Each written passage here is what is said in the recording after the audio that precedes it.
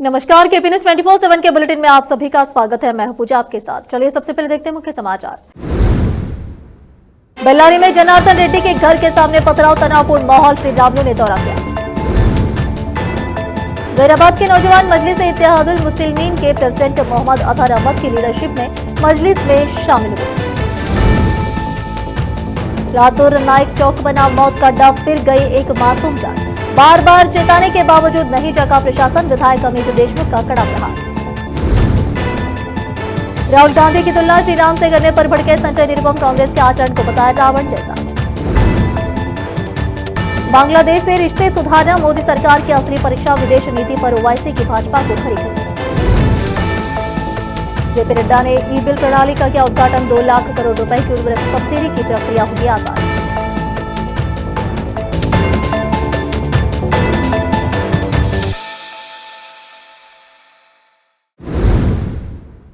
अब समाचार विस्तार से। बेल्लारी शहर में तनाव का माहौल बन गया है। पूर्व मंत्री जनार्दन रेड्डी के घर के सामने पत्थरबाजी की घटना से राजनीतिक गलियारों में तीखी बात छिड़ गई है। घटना के बाद पूर्व मंत्री श्री रामुलु ने जनार्दन रेड्डी के घर जाकर हालात का जायजा लिया। बड़ी संख्या में बीजेपी कार्यकर्ता और नेता जनार्दन रेड्डी के घर के सामने जमा हो गए हैं और वहां गंभीर तनाव का माहौल बन गया है। किसी भी अनहोनी को रोकने के लिए सैकड़ों पुलिस वालों को तैनात किया गया है। पुलिस हालात पर करीब से नजर रख रही है और सुरक्षा और कड़ी कर दी गई है। शुरुआती जानकारी के मुताबिक भरत रेड्डी के समर्थक सतीश रेड्डी और जनार्दन रेड्डी के समर्थकों के बीच लड़ाई और तीखी बहस हुई। कहा जा रहा है कि कहासुनी पत्थरबाजी में बदल गई, जिससे तनाव बढ़ गया। घटना के बारे में अभी ऑफिशियल जानकारी नहीं मिली है। हालांकि राजनीतिक खेमों के बीच इस टकराव से शहर में बेचैनी का माहौल बन गया है और पुलिस ने लोगों से शांति बनाए रखने की अपील की है। पुलिस सूत्रों ने बताया कि हालात काबू में। बेल्लारी से संवाददाता के साई बाबा की रिपोर्ट। देश विदेश और स्थानीय समाचारों के लिए चैनल को लाइक, शेयर और सब्सक्राइब करना ना भूलें। ऑल इंडिया मजलिस इत्तेहादुल मुस्लिमीन के प्रेसिडेंट बैरिस्टर असदुद्दीन ओवैसी, अकबरुद्दीन ओवैसी और कारवा एमएलए व संगारेड्डी डिस्ट्रिक्ट के इंचार्ज कौसर मोइनुद्दीन, मजलिस इत्तेहादुल मुस्लिमीन जहीराबाद के प्रेसिडेंट मोहम्मद अतहर अहमद ने शांतिनगर जहीराबाद के नौजवानों का जहीराबाद में मजलिस ऑफिस में स्वागत किया और उन्हें पार्टी का खाना बनाकर मजलिस में शामिल किया। इस मौके पर मोहम्मद अतहर अहमद ने उन्हें संबोधित करते हुए कहा कि मजलिस इत्तेहादुल मुस्लिमीन पूरे भारत में एक ऐसी पार्टी है जो लोगों के बीच है और जनता की समस्या हल करती है और लोगों को राहत देती है। मौजूदा हालात में जब भी मुसलमानों को कोई परेशानी या मुश्किल होती है तो पूरे भारत में सिर्फ बैरिस्टर असदुद्दीन ओवैसी और अकबरुद्दीन ओवैसी की आवाजें उठती है। इस आवाज को मजबूत करने के लिए अतहर अहमद ने लोगों से अपील की कि वे मजलिस इत्तेहाद मुस्लिमीन से जुड़े और असदुद्दीन ओवैसी और अकबरुद्दीन ओवैसी का हाथ मजबूत करें।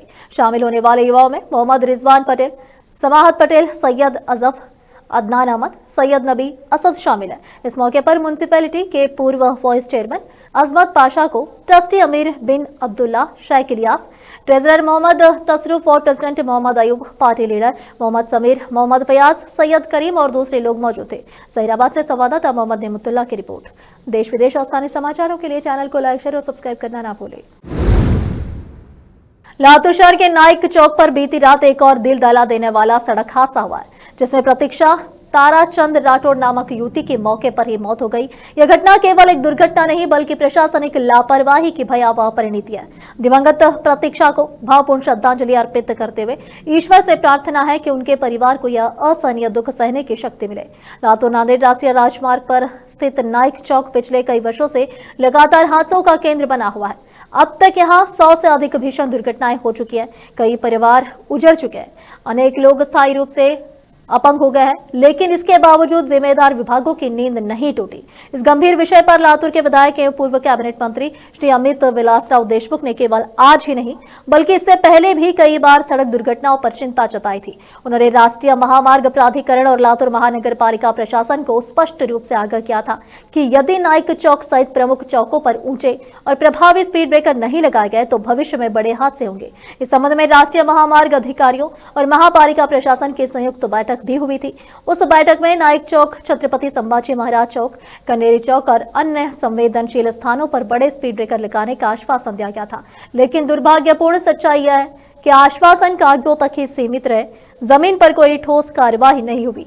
इसी लापरवाही का नतीजा है कि आज प्रतीक्षा राठौड़ जैसी निर्दोष युवती को अपनी जान गंवानी पड़ी। लगातार हो रहे हादसों से लातूर की जनता का संयम अब जवाब दे चुका है। आज प्रतीक्षा राठौड़ की अंत यात्रा के दौरान नागरिकों का गुस्सा फूट पड़ा और लोग सड़कों पर उतर आए। राष्ट्रीय महामार्ग और प्रशासन के खिलाफ जोरदार आंदोलन किया गया। घटना की गंभीरता को देखते हुए लातूर महानगर पालिका के प्रशासक तथा राष्ट्रीय महामार्ग नांदेड़ विभागीय कार्यालय के प्रमुखों को तत्कालिक और ठोस कार्यवाही के निर्देश दिए गए। अधिकारियों ने तुरंत कदम उठाने का आश्वासन दिया। साथ ही लापरवाही से वाहन चलाने वाले दोषी चालकों पर सख्त कार्रवाई करने के आदेश पुलिस प्रशासन को दिए गए हैं। इस पूरे मामले को विधायक अमित विलासराव देशमुख ने सार्वजनिक रूप से साझा करते हुए गहरा शोक व्यक्त किया है। उन्होंने दो टूक शब्दों में कहा है कि जब तक प्रशासन जमीन पर काम नहीं करेगा तब तक ऐसी मौतें रुकने वाली नहीं है। अब केवल आश्वासन नहीं, तुरंत कार्रवाई जरूरी है। संवाददाता मौलाना नौशाद कासमी की रिपोर्ट।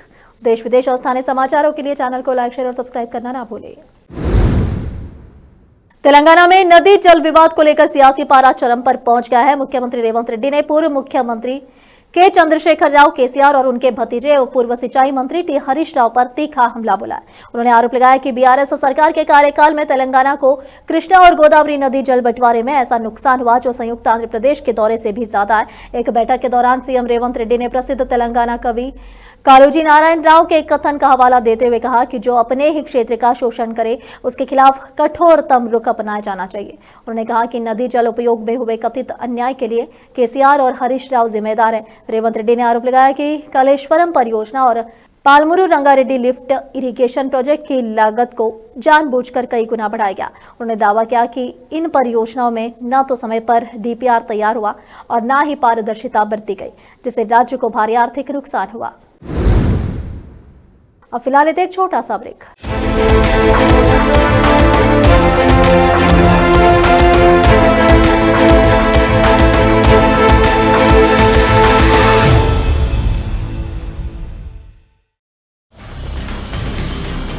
हिंदुस्तान के हर कोने में हम हैं मौजूद। 24 घंटे हालात पर गहरी नजर, खबरों से जुड़े चुपते सवालात और आपको दिखाता है धार्मिक, सामाजिक, राजनीतिक, लोकल और इंटरनेशनल न्यूज की सबसे बेहतर कवरेज जो आपको रखती है हर पल बाखबर। देश और दुनिया भर की खबर के लिए देखते रहें KP news 24/7। Noor education trust Bidar की ओर से चलाया जाने वाला नूर एमएड और BEd college Bidar, recognized by NCTE Delhi, affiliated to Bidar University, Bidar. Admissions open for the academic year 2025 to 26.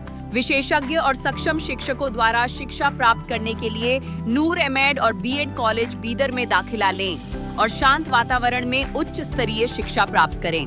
Bidar शहर में बेहतर शिक्षा का एकमात्र केंद्र नूर एमएड और BEd college Bidar. For more details contact Noor colony near horticulture centre, Halatgiri के Hyderabad road, Bidar 585403 Karnataka, India. Phone numbers 9945283920, 8050172745।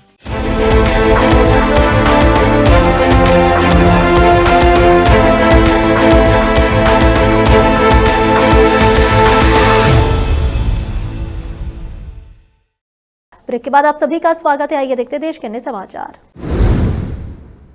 Mumbai महानगर पालिका बीएमसी चुनाव को लेकर महाराष्ट्र की राजनीति में बड़ा हलचल भरा दिन सामने आया है। महाराष्ट्र नवनिर्माण सेना एमएनएस और शिवसेना यूबीटी के बीच बढ़ती राजनीतिक नजदीकियों ने चुनावी रणभूमि को पूरी तरह गरमा दिया है। ठाकरे ब्रदर्स राज ठाकरे और उद्धव ठाकरे अब सिर्फ भावनात्मक नहीं बल्कि पूरी तरह संगठित और रणनीतिक तरीके से बीएमसी चुनाव में उतरने की तैयारी कर चुके हैं। सुबह एमएनएस के सभी उम्मीदवारों को शिवतीर्थ राज ठाकरे के निवास पर तलब किया गया। यह बैठक केवल औपचारिक नहीं बल्कि चुनावी रणनीति की दिशा तय करने वाली मानी जा रही है। सूत्रों के मुताबिक राज ठाकरे उम्मीदवारों से सीधे संवाद करेंगे और जमीनी मुद्दों, वार्ड स्तरीय रणनीति, संगठनात्मक तालमेल और आक्रामक प्रचार के तौर तरीकों पर चर्चा करेंगे। राज ठाकरे का फोकस स्पष्ट है, मुंबई पहले के नैरेटिव को धार देना और चुनाव को स्थानीय मुद्दों, मराठी अस्मिता और नगर प्रशासन की विफलताओं के इर्द गिर्द केंद्रित करना। इसी दिन बाद में शिवसेना यूबीटी प्रमुख उद्धव ठाकरे राज ठाकरे से उनके निवास पर मुलाकात करेंगे। यह बैठक बीएमसी चुनाव के लिहाजा से बेहद अहम मानी जा रही है क्योंकि इसमें ठाकरे ब्रदर्स की संयुक्त रणनीति को अंतिम रूप दिया जाएगा। शिवसेना यूपीटी नेता संजय राउत ने गुरुवार को दावा किया कि सत्ताधारी भारतीय जनता पार्टी भाजपा की मंशा यह सुनिश्चित करना है कि बृहत मुंबई नगर निगम का महापौर कोई मराठी मनुष्य न बने। मीडिया से बातचीत में राउत ने आरोप लगाया कि भाजपा मराठी लोगों को नुकसान पहुंचाना चाहती है। राउत ने कहा कि भाजपा ने तय कर लिया है कि मुंबई या कहीं और मराठी महापौर नहीं होना चाहिए। उनकी योजना है कि कोई मराठी मनुष्य बीएमसी में मुंबई का नेतृत्व न करे, लेकिन मराठी मनुष्य शिवसेना, यूबीटी और एमएनएस के साथ मजबूती से खड़ा है। शिवसेना नेता संजय निरुपम ने गुरुवार को लोकसभा में विपक्ष के नेता राहुल गांधी और भगवान राम के बीच समानता दिखाने के लिए कांग्रेस नेता नाना पटोले की कड़ी निंदा की। उन्होंने इसे हास्यास्पद बयान करार दिया। निरुपम ने भगवान राम के प्रति कांग्रेस के दृष्टिकोण पर प्रश्न उठाते हुए कहा कि यह अत्यंत हास्यास्पद बात है, क्योंकि कांग्रेस सदैव राम विरोधी रही है। अयोध्या में मंदिर निर्माण के प्रस्ताव में उन्होंने सदैव बाधाएं उत्पन्न की। कांग्रेस पार्टी ने तो राम के अस्तित्व पर ही सवालिया निशाना लगा दिया था। शिवसेना नेता ने आगे कहा कि कांग्रेस के आचरण को देखते हुए उनकी तुलना भगवान राम के स्थान पर रावण से की जानी चाहिए। निरुपम ने कहा कि ऐसे लोग आगे आकर कहते हैं कि उनका नेता राम के आदर्शों का पालन करता है। मैं उनसे कहना चाहता हूं कि राम के नाम को कलंकित न करें। उनके लोगों के आचरण और हरकतों को देखते हुए मैं कहूंगा कि उनकी तुलना राम से नहीं बल्कि रावण से होनी चाहिए। अब फिलहाल एक और छोटा सा ब्रेक। हिंदुस्तान के हर कोने में हम हैं मौजूद। 24 घंटे हालात पर गहरी नजर, खबरों से जुड़े चुपते सवालात और आपको दिखाता है धार्मिक, सामाजिक, राजनीतिक, लोकल और इंटरनेशनल न्यूज की सबसे बेहतर कवरेज, जो आपको रखती है हर पल बाखबर। देश और दुनिया भर की खबर के लिए देखते रहें केपी न्यूज 24/7। ब्रेक के बाद आप सभी का स्वागत है। आइए देखते हैं देश के नए समाचार। भारत और बांग्लादेश के बीच बढ़ते तनाव के बीच एआईएमआईएम प्रमुख अज़ुद्दीन ओवैसी ने मोदी सरकार को कड़ा संदेश दिया है। उन्होंने कहा कि बांग्लादेश के साथ पुराने और भरोसेमंद रिश्तों को फिर से मजबूत करना केंद्र सरकार की असली परीक्षा है। ओवैसी ने साफ कहा कि पड़ोसी देश की स्थिरता भारत की सुरक्षा से सीधे जुड़ी है, खासकर पूर्वोत्तर राज्यों के लिए। हैदराबाद में पत्रकारों से बातचीत के दौरान ओवैसी ने कहा कि बांग्लादेश में राजनीतिक हालात और भारत बांग्लादेश संबंधों में किसी भी तरह की गिरावट भारत के हित में नहीं है। उन्होंने उम्मीद जताई कि दोनों देशों के रिश्तों में आगे कोई और तनाव नहीं आएगा और संवाद के जरिए भरोसा बहाल किया जाएगा। ओवैसी ने कहा कि बांग्लादेश की स्थिरता भारत की राष्ट्रीय सुरक्षा के लिए बेहद जरूरी है, खासकर पूर्वोत्तर क्षेत्र में। उन्होंने इसे रणनीतिक दृष्टि से अहम बताते हुए कहा कि अगर पड़ोसी देश अस्थिर होता है तो इसका असर सीमा सुरक्षा, आंतरिक स्थिरता और क्षेत्रीय संतुलन पर पड़ सकता है। उनके मुताबिक इस चुनौती से निपटना मोदी सरकार की बड़ी जिम्मेदारी है। केंद्रीय गृह मंत्री अमित शाह के पश्चिम बंगाल दौरे को लेकर मुख्यमंत्री ममता बनर्जी की टिप्पणी पर राजनीतिक बवाल खड़ा हो गया है। भाजपा ने ममता बनर्जी पर गृह मंत्री अमित शाह को धमकाने का आरोप लगाया है। पार्टी ने कहा कि ममता बनर्जी सिर्फ अमित शाह को नहीं बल्कि पूरे भारत को धमकी दे रही है। इस पूरे विवाद के बीच अब भाजपा के नेता और एक्टर मिथुन चक्रवर्ती ने भी सीएम ममता बनर्जी पर निशाना साधा है। पश्चिम बंगाल की सीएम ममता बनर्जी के केंद्रीय गृह मंत्री अमित शाह के राज्य दौरे पर दिए गए बयान पर बीजेपी नेता और एक्टर मिथुन चक्रवर्ती ने कहा, उन्होंने गृह मंत्री अमित शाह को धमकी दी है। उनसे कहो कि वे उन्हें पूरी तरह से धमकी दे और कहें कि हम आपको पश्चिम बंगाल में घुसने नहीं देंगे। हम इस बार पश्चिम बंगाल में निश्चित रूप से सरकार बनाएंगे। मोदी सरकार के डिजिटल इंडिया के विजन और 2047 तक विकसित भारत के लक्ष्य के तहत उर्वरक विभाग ने डिजिटल शासन और वित्तीय सुधारों को मजबूत करने की दिशा में एक अहम कदम उठाया है। केंद्रीय स्वास्थ्य एवं परिवार कल्याण एवं रसायन एवं उर्वरक मंत्री जगत प्रकाश नड्डा ने नई दिल्ली के कर्तव्य भवन में ई-बिल प्रणाली का उद्घाटन किया, जिससे सरकार लगभग 2 लाख करोड़ रुपए की उर्वरक सब्सिडी की प्रक्रिया कर सकेगी। एक आधिकारिक बयान में कहा गया है कि यह प्रणाली मैनुअल कागज आधारित प्रक्रियाओं से पूरी तरह से डिजिटल कार्य प्रवाह की ओर से एक बदलाव का प्रतीक है, जिससे बिलों के भौतिक हस्तांतरण की आवश्यकता समाप्त हो जाती है। नड्डा ने उद्घाटन कार्यक्रम में कहा कि यह ऑनलाइन सिस्टम पारदर्शी, कुशल और टेक्नोलॉजी आधारित गवर्नेंस को मजबूत करने में महत्वपूर्ण भूमिका निभाएगा। वही उर्वरक सचिव रजत कुमार मिश्रा ने इस लॉन्च को विभाग के वित्तीय संचालन के आधुनिकीकरण में एक बड़ा मील का पत्थर बताया। आखिर में फिर एक बार देखते हैं मुख्य समाचार। बेल्लारी में जनार्दन रेड्डी के घर के सामने पथराव, तनावपूर्ण माहौल, श्री रामुलु ने दौरा किया। जैराबाद के नौजवान मजलिस इत्तेहादुल मुस्लिमीन के प्रेसिडेंट मोहम्मद अतहर अहमद की लीडरशिप में मजलिस में शामिल हुए। रातुर नाइक चौक बना मौत का डर, फिर गई एक मासूम जान। बार बार चेताने के बावजूद नहीं जगा प्रशासन, विधायक अमित देशमुख का कड़ा प्रहार। राहुल गांधी की तुलना श्री राम से करने पर भड़के संजय निरुपम, कांग्रेस के आचरण को बताया रावण जैसा। बांग्लादेश से रिश्ते सुधारना मोदी सरकार की असली परीक्षा, विदेश नीति पर ओवैसी की भाजपा को खरी खरी। जेपी नड्डा ने ई बिल प्रणाली का किया उद्घाटन, 2 लाख करोड़ रुपए की उर्वरक सब्सिडी की प्रक्रिया होगी आसान।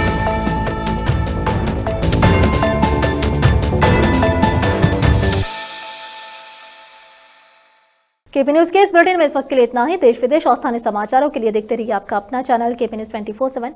अधिक जानकारी के लिए चैनल को लाइक, शेयर और सब्सक्राइब करना ना भूलें। धन्यवाद।